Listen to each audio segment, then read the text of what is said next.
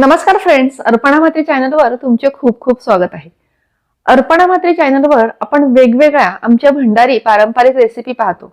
आमची आई आजी ज्याप्रमाणे पारंपरिक रेसिपी करत होत्या त्या मी सगळ्या तुम्हाला दाखवण्याचा प्रयत्न केला. ह्यापुढे आपण काही व्हिडिओ हे आरोग्याच्या दृष्टीने आपल्याला काय काय खबरदारी घ्यायला हवी त्यानुसार बनवणार आहोत. गेल्या व्हिडिओमध्ये मी तुम्हाला तेल कसं वापरायचं, कोणतं वापरायचं आणि का वापरायचं ह्याविषयी सविस्तर माहिती दिलेली आहे.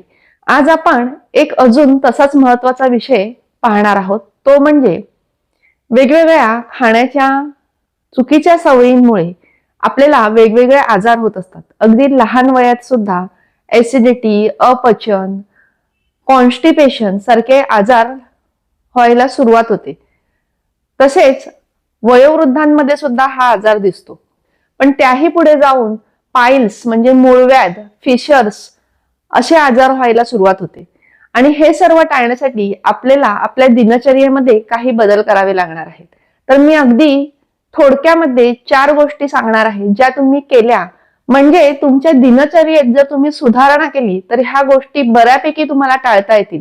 किंवा लहान वयात लहान मुलांना हे त्रास होऊ नये म्हणून सुरुवातीपासून जर ह्या गोष्टी करायला सुरुवात केली तर त्यांना पुढे जाऊन हा त्रास होणार नाही, किंवा असेल तर तो लगेच आटोक्यात येईल.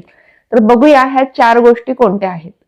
तर कॉन्स्टिपेशन, पोट जड होणं, ऍसिडिटी होणं, अपचन होणं हे आजार टाळण्यासाठी किंवा ही लक्षणं टाळण्यासाठी आपल्याला कोणत्या 4 गोष्टी करायच्या आहेत ते मी आता तुम्हाला सांगणार आहे. त्यातली पहिली गोष्ट म्हणजे पाणी व्यवस्थित पिणं. पाणी न पिणं किंवा कमी पिणं ह्यामुळे बरेचसे आजार उद्भवत असतात. आणि कॉन्स्टिपेशनसाठी मुख्य कारण म्हणजे पाण्याची शरीरामध्ये कमतरता. तर सकाळी उठल्यापासून तर संध्याकाळी 8 वाजेपर्यंत म्हणजे 8च्या आधी आपल्याला आपल्या शरीराला लागणारं पाणी पिऊन घ्यायचं आहे. 8 नंतर आपल्याला कमीत कमी पाणी प्यायचं आहे. कारण जर 8 नंतर तुम्ही जास्त पाणी पिलं तर रात्री आपली झोप डिस्टर्ब होते, आपल्याला वारंवार लघवीला उठावं लागतं. तर हे टाळण्यासाठी 8 वाजेपर्यंत आपल्याला जास्तीत जास्त पाणी प्यायचं आहे आणि त्यानंतर आपल्याला कमीत कमी गरजेनुसार पाणी प्यायचं आहे. तर सकाळी उठल्यापासून संध्याकाळी 8 पर्यंत आपल्याला साधारण कमीत कमी 2 लिटर आणि जास्तीत जास्त 3 लिटर एवढं पाणी आपल्याला आपल्या शरीरामध्ये गेलं पाहिजे, हे लक्षात घ्यायला हवं आहे. आणि दिवसाचं पहिलं पाणी हे सकाळी उठल्याबरोबर दात न घासता, चूळ न भरता प्यायचं आहे. म्हणजे आपली जी रात्रभर तोंडामध्ये लाळ जमा झालेली असते ती आपल्या शरीरासाठी आरोग्यदायी असते. त्या लाळेचा उपयोग आपल्याला पचनासाठी, अन्न पचवण्यासाठी, आपलं डायजेशन चांगलं होण्यासाठी होत असतो. तर हे पाणी आपल्याला नुसतंच उभं राहून ढसाढसा प्यायचं नाहीये, मलासनात बसून घोट घोट असं प्यायचं आहे. तर चला पाहूया मलासनात बसून हे पाणी कसं प्यायचं. सकाळी उठल्यानंतर कोमट पाणी 1 ग्लासभर घ्यायचं. त्यानंतर मलासनात बसायचं. आता मलासनात बसायचं म्हणजे कसं बसायचं, तर जसं आपण इंडियन टॉयलेटमध्ये बसतो, म्हणजे आपलं भारतीय जुनी जी टॉयलेट असायची त्याच्यामध्ये आपण जसं बसायचो त्या पद्धतीने बसायचं आहे. अशा पद्धतीने बसल्यानंतर दोन्ही मांड्यांच्या मध्ये आपले हात आणि अशी नमस्कार मुद्रा, हे मलासन आहे. ह्याला मलासन असं म्हणतात. तर ह्या मलासनात बसून आपल्याला कोमट पाणी 1-1 घोट प्यायचं आहे.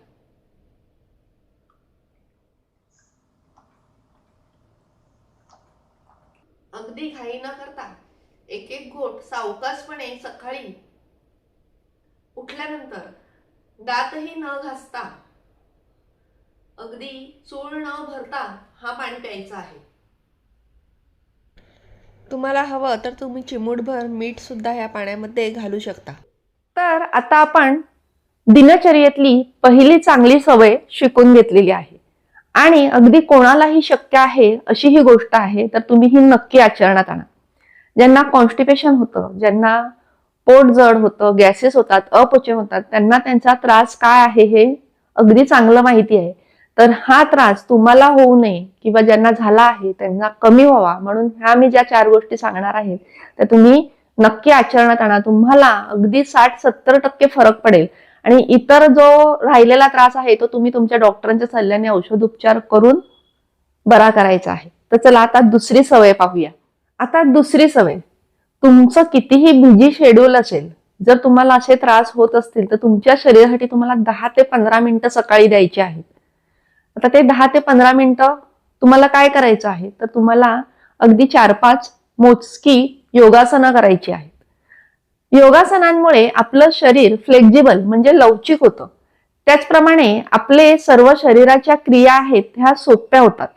तर आता आपण योगासना कोणती कोणती करायची ते पाहणार आहोत. पहिलं आसन आहे ताडासन.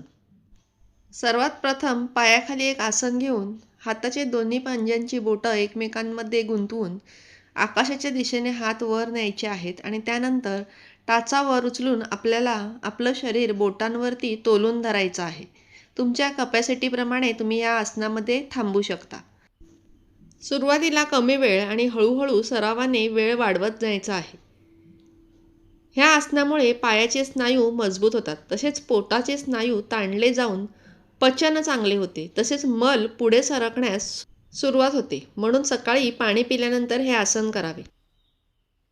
दुसरे आसन आहे वृक्षासन. एका पायाचा पंजा दुसऱ्या पायाच्या गुडघ्याच्या वरती अशा पद्धतीने टेकवायचा आहे आणि त्यानंतर नमस्कार मुद्रेमध्ये हात वरती न्यायचे आहेत. आलटून पालटून दोन्ही पायाने तुम्हाला हे आसन करायचे आहे. ह्या आसनामुळे सुद्धा पायाची ताकद वाढते, तसेच पोटाच्या स्नायूंना चांगला व्यायाम मिळतो आणि मल पुढे सरण्यास मदत होते. पाणी पिल्यानंतर हे आसन करणेसुद्धा लाभदायक आहे. त्यानंतर तिसरे आसन आहे कटिवक्रासन. म्हणजेच कमरेला अशा पद्धतीने आपल्याला पीळ द्यायचा आहे. एकदा उजव्या बाजूला आणि एकदा डाव्या बाजूला वळून अशा पद्धतीने मागे वळून जितके शक्य आहे तितके पाहायचे आहे. ह्यामुळे पोटाच्या स्नायूंना छान पीळ बसतो आणि पोट साफ होण्यास, मल पुढे सरण्यास मदत होते. म्हणून पाणी पिल्यानंतर हे आसनसुद्धा उपयुक्त आहे. पुढचे आसन आहे भुजंगासन. पोटावरती झोपून दोन्ही हात छातीजवळ ठेवायचे आहेत आणि त्यानंतर बेंबीपर्यंतचा भाग वर उचलून सरळ समोर बघायचा आहे. ह्यामुळे पोटाचे स्नायू ताणले जातात आणि छान पोटाला व्यायाम मिळतो. तसेच ह्या आसनामुळे कंबर, छाती आणि पाठीच्या स्नायूंना छान व्यायाम मिळतो. ॲसिडिटी म्हणजे पित्तामध्ये सुद्धा आराम पडतो. भुजंगासनामध्ये सुद्धा आपण कटिवक्रासन करायचं आहे. म्हणजेच आपल्याला उजवीकडून डाव्या पायाच्या टाचेकडे वळून पाहायचं आहे आणि डावीकडून उजव्या पायाच्या टाचेकडे वळून पाहायचं आहे. ह्यामुळे सुद्धा पोटाला छान व्यायाम मिळतो. शेवटी आपण वज्रासनात बसणार आहोत. वज्रासन हे असे एकच आसन आहे जे आपण जेवल्यानंतर सुद्धा करू शकतो. जेवल्यानंतर 10 मिनिटं वज्रासनात बसल्यामुळे जेवणाचे पचन चांगले होते. हे आसन सुद्धा तुम्ही सकाळी करू शकता. आता शेवटचे आणि सगळ्यात महत्त्वाचे आसन म्हणजे फुलपाखरू आसन, ज्याला बटरफ्लाय पोज असे सुद्धा म्हणतात. दोन्ही पायाचे तळवे पुढे जोडून हाताने पकडायचे आहेत आणि त्यानंतर फुलपाखराच्या पंख जसे हलतात त्याप्रमाणे पायाची हालचाल करायची आहे. हाताला आणि जमिनीला पाय टेकतील अशा पद्धतीने हालचाल करून हे आसन पूर्ण करायचे आहे. ह्या आसनामुळे जनन इंद्रियांना छान व्यायाम मिळतो. शेवटी अशा पद्धतीने डोकं पायाला टेकवण्याचा प्रयत्न करायचा आहे. हे आसन पाईल्समध्ये, मूळव्याधीमध्ये खूप उपयुक्त आहे. तर आत्ता मी तुम्हाला जी आसनं दाखवली ती पाणी पिल्यानंतर लगेच तुम्ही 10 ते 15 मिनिटांमध्ये केली तर काय होणार आहे, कोमट पाण्यामुळे आपला जो शरीरामधला मल आहे घट्ट झालेला तो मऊ होण्यासाठी आणि पुढे सरण्यासाठी मदत होते आणि ह्या योगासनांमुळे तो मल बाहेर टाकण्यासाठी किंवा अजून पुढे ढकलण्यासाठी मदत होते. आपल्या शरीराला जे पीळ पडतात, जे आपण स्ट्रेच देतो, त्यामुळे मल हा मोकळा होऊन लवकरात लवकर आणि सोप्या पद्धतीने बाहेर पडायला सुरुवात होते. आपल्या शरीरामध्ये व्यवस्थित पाण्याचं प्रमाण असेल, तसेच आपलं जर पोट व्यवस्थित साफ असेल, आपल्याला व्यवस्थित 2 नंबरला होत असेल, लघवीला व्यवस्थित होत असेल, तर आपले अर्धे आजार हे त्यामुळेच बरे होतात. तर आपण दिनचर्येतल्या 2 चांगल्या सवयी आतापर्यंत पाहिल्या. आता आपल्याला तिसरी सवय पाहायची आहे, ती म्हणजे खाण्याचे पथ्य पाळणे. कोणताही आजार किंवा कोणताही त्रास होत असला की आपल्याला खाण्यापिण्याचे काही पथ्य पाळावी लागतात. तर आपल्याला कॉन्स्टिपेशनमध्ये फायबरयुक्त म्हणजेच रेषायुक्त पदार्थ किंवा फळं, भाज्या आपल्याला जास्तीत जास्त खायच्या आहेत. आपल्याला जास्तीत जास्त हिरव्या भाज्या, पालेभाज्या खायच्या आहेत. त्याचप्रमाणे भरपूर सॅलेडचा आपल्या जेवणामध्ये समावेश करायचा आहे. आता सॅलेडमध्ये काकडी, टोमॅटो, गाजर, बीट हे तर आपण खातोच, पण त्याचबरोबर सीझनला जेव्हा मुळा येतो, मुळ्याच्या सीझनला, तेव्हा मुळा जास्तीत जास्त खायचा आहे. ज्यांना मूळवात, पायल्स असा त्रास असेल त्यांना मुळा हा पथ्यकर आहे, त्यामुळे तो नक्की खायचा आहे. तसेच दिवसातून 2 तरी फळं तुम्ही खायला हवी.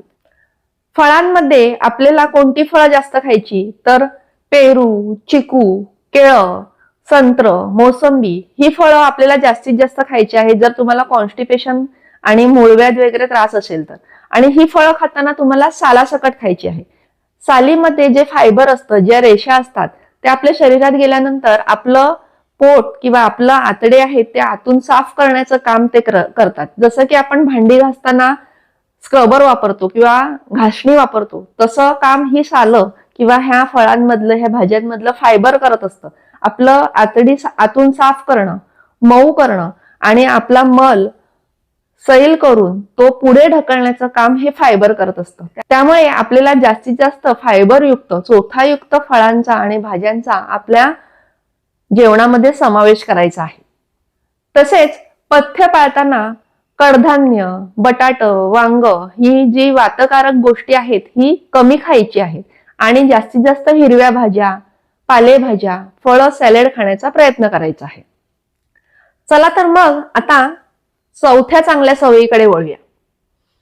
लहान मुलांमध्ये सुद्धा हल्ली कॉन्स्टिपेशनचं, गॅस, अपचन, पोट जड होणं ह्या तक्रारी वाढलेल्या आहेत. ह्याचं कारण तुमच्या लक्षात येतंय का? फास्ट फूड, बेकरीचे पदार्थ, पिझ्झा, बर्गर, अगदी पॅकेट बंद पदार्थ जसं की चिप्स, वेफर्स हे मुलं जास्त प्रमाणात खायला लागलेले आहेत. त्यामुळे लहान वयातच ऍसिडिटी, गॅसेस, अपचन आणि काही वेळेला तर मूळव्याधीसारखा त्रास सुद्धा लहान वयात दिसायला लागलेला आहे. मूळव्याध किंवा पाईल्स हा त्रास झाल्यानंतर खूप त्रास होतो आणि मग आपण वेगवेगळ्या डॉक्टर करत असतो, वेगवेगळ्या औषधांच्या मागे लागत असतो. तर तसं करण्याआधी तुम्ही तुमच्या मुलांना जर चांगल्या सवयी लावल्या खाण्यापिण्याच्या, तर त्यांना हे त्रास लहान वयात होणार नाही. लहान मोठे सगळ्यांनाच हे त्रास हल्ली वरचेवर दिसत आहेत. तर चौथी सवय म्हणजे बेकरीचे पदार्थ, फास्ट फूड म्हणजे पिझ्झा, बर्गर असे पॅकेट बंद पदार्थ, बिस्किट, मैद्याचे पदार्थ हे आपल्याला टाळायला हवेत.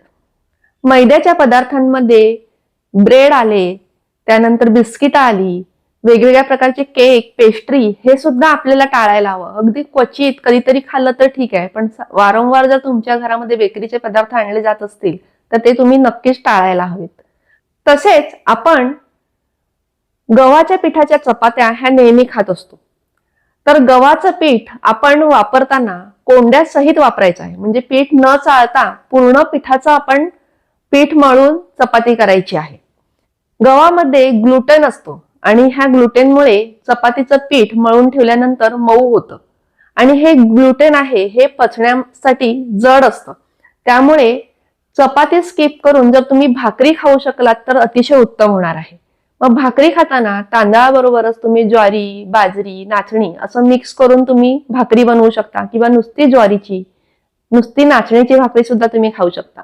थंडीच्या दिवसामध्ये बाजरीची भाकरी सुद्धा तुम्ही खाऊ शकता, पण बाजरीची भाकरी ही पचायला थोडीशी जड आणि उष्ण असते, त्यामुळे ती जास्त थंडी असेल तेव्हाच थोड्या प्रमाणात तुम्ही खाली तर चालणार आहे. आजच्या व्हिडिओमध्ये मी तुम्हाला एक महत्वाच्या त्रासापासून मुक्त होण्यासाठी आपल्याला आपल्या दिनचर्येत काय बदल व्हायचे आहेत हे थोडक्यात सांगितलेलं आहे. अगदी 4 गोष्टी. सगळ्यात पहिले म्हणजे व्यवस्थित पाणी पिणं. सकाळी उत्तमरित्या पाणी पिऊन, योग्य रीतीने पाणी पिऊन दिवसाची सुरुवात करणं. दुसरं म्हणजे थोडेसे योगासनं करणं. तिसरं म्हणजे फायबरयुक्त, रेषायुक्त पदार्थांचा जास्तीत जास्त समावेश करणं. आणि चौथं म्हणजे फास्ट फूड, बेकरी पदार्थ, मैद्याचे पदार्थ टाळणं. काय तर मग आजचा एका वेगळ्या विषयावरचा हा व्हिडिओ तुम्हाला आवडला का? मला नक्की कमेंट करून सांगा. व्हिडिओ आवडल्यास लाईक आणि शेअर सुद्धा करा. तसेच अर्पणा म्हात्रे चॅनल तुम्ही पाहता, परंतु जर सबस्क्राईब केलं नसेल तर नक्की सबस्क्राईब करा. बाजूला बेल आयकॉन असते ते सुद्धा नक्की प्रेस करा, म्हणजे माझ्या सर्व नवीन व्हिडिओची नोटिफिकेशन तुम्हाला लगेच मिळेल. तसेच इथे माझा फोटो आहे, या फोटोवर तुम्ही क्लिक केलं तर तुम्हाला सबस्क्राईब बटन सुद्धा मिळेल. स्वस्थ राहा, सुरक्षित राहा आणि खात राहा. बाय फ्रेंड्स, नमस्कार.